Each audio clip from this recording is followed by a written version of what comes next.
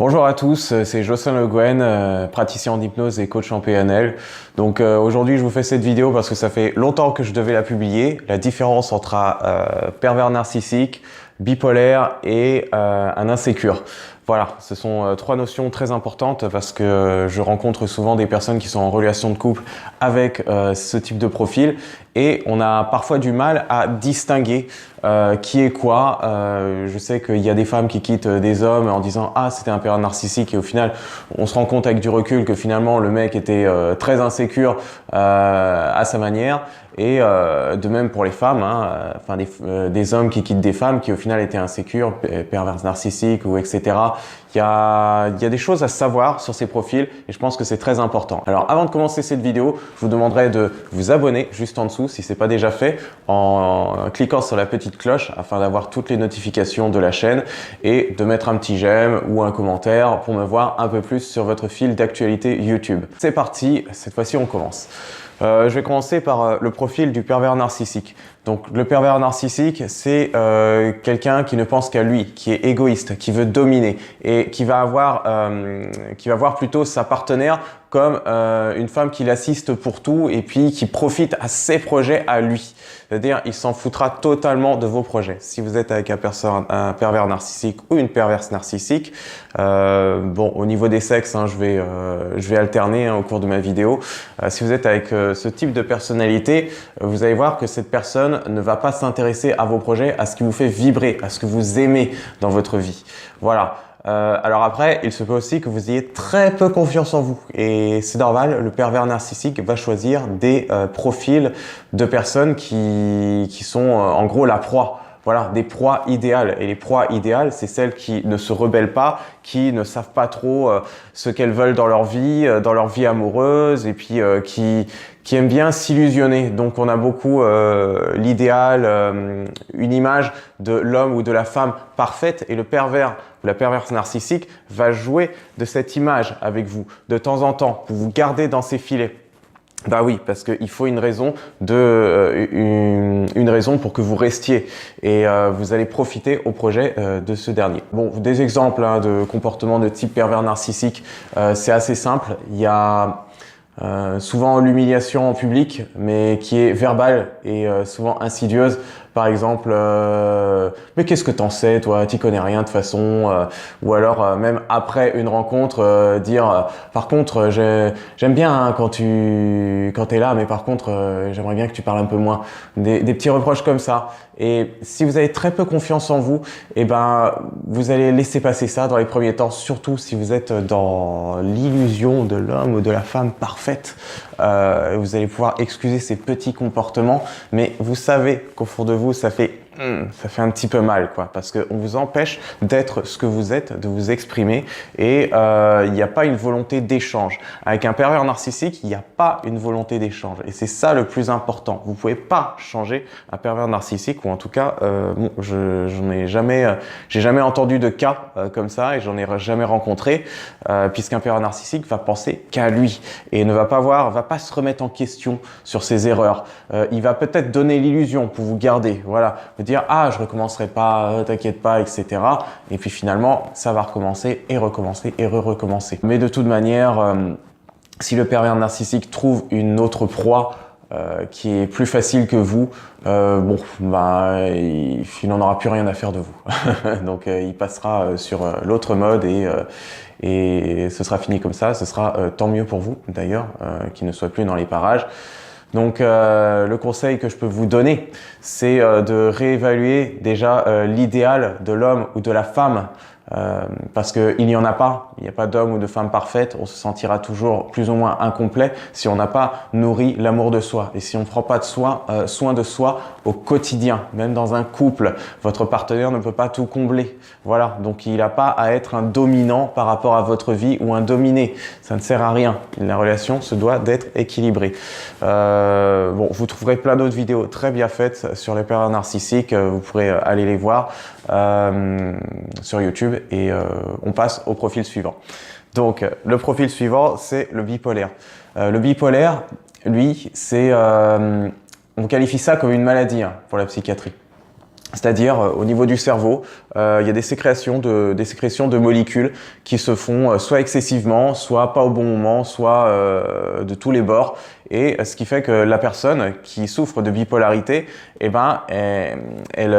oscille entre des humeurs assez extrêmes et ça peut être soit d'une heure sur l'autre, d'une minute à l'autre, ou soit ça peut durer pendant 3 semaines très très bien. La personne est euphorique, elle fait plein de choses et puis les semaines suivantes, elle est en totale dépression. Voilà. Alors, il y a plusieurs types de bipolarité, je ne vais pas trop les aborder, mais ce genre de personnalité-là, elle peut se faire soit sur des très courtes périodes ou soit sur des longues périodes. On appelait ça avant le maniaco-dépressif. Donc là, ce qu'il faut savoir, c'est que ce n'est pas de la faute de votre partenaire. Ça ne dépend pas de votre partenaire. Votre partenaire ne peut pas prendre sur lui ou sur elle. C'est impossible dans ce genre de cas.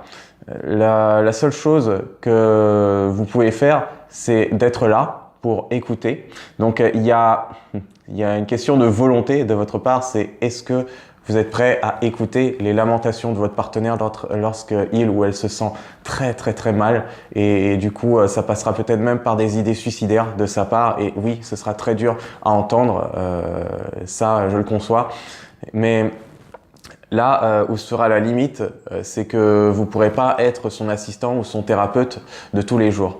Il faudra aussi que votre partenaire se prenne en charge en envoyant d'autres professionnels, en cherchant des ressources sur Internet, des ressources dans des bouquins, s'instaurer un mode de vie plus sain pour lui ou pour elle.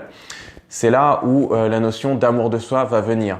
Votre partenaire peut s'équilibrer, mais encore faut-il qu'il en ait envie et qu'il prenne conscience dans le quotidien que ces périodes de bas, ces crises où elle se sent très très très très mal, ce n'est pas la réalité.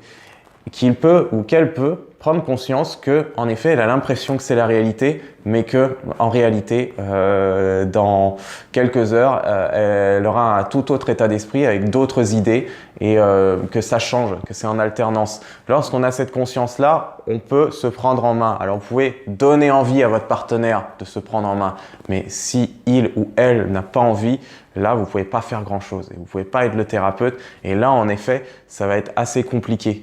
Il n'y a que votre patience et votre volonté, quoi. Combien de temps vous allez supporter la situation qui fera la différence ou pas.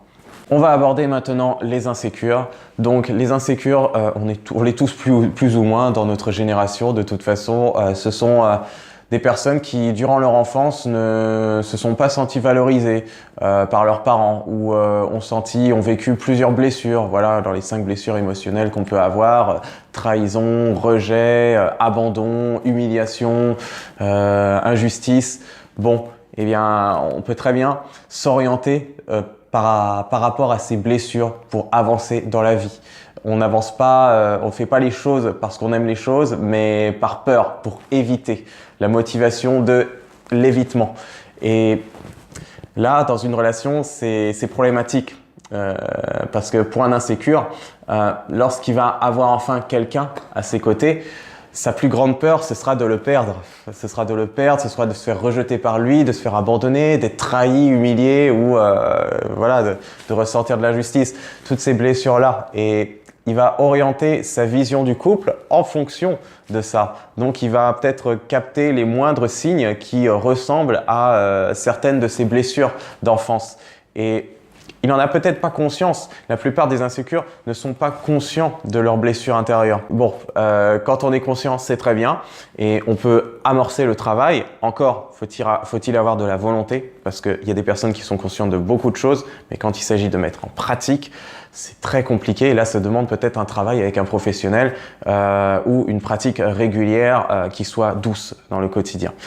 Pour ceux qui n'en sont pas conscients, vous pouvez éveiller la conscience de votre partenaire insécure. Après, faut-il encore qu'il soit capable de le reconnaître ou de voir sa blessure en face.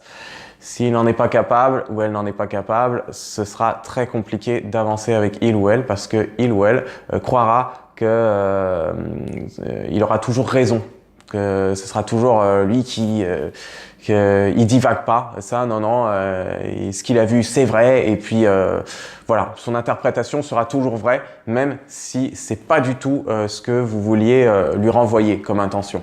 Si vous prêtez des attentions négatives, alors que vous, c'était pas le cas, et ben voilà, ça changera pas. Par contre, quelqu'un qui est conscient et qui veut bien s'éveiller à ça et travailler là-dessus, va remettre en question justement ses interprétations de vos intentions et prendre du recul pour après mieux communiquer ensemble. Voilà, il est possible que l'insécure se remette en question, le bipolaire aussi, pas le pervers narcissique, enfin en tout cas très rarement je pense. Mais voilà, donc je pense que j'ai répondu à la plupart des questions.